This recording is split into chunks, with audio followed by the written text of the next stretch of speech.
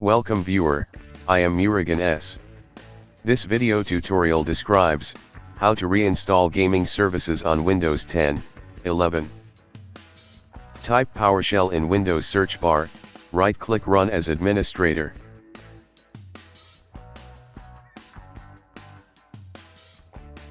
Copy first text from description and paste it. Gaming services uninstalled successfully. If you want to install again, type PowerShell in Windows search bar, right-click Run as administrator.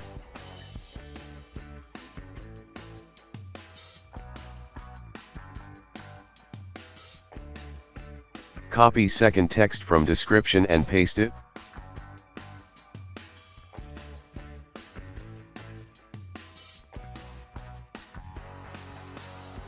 Click Install.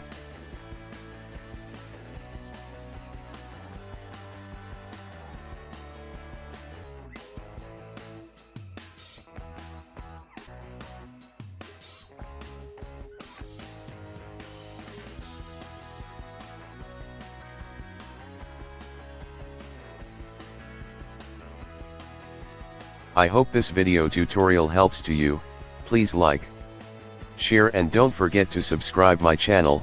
Thank you very much. See you next video.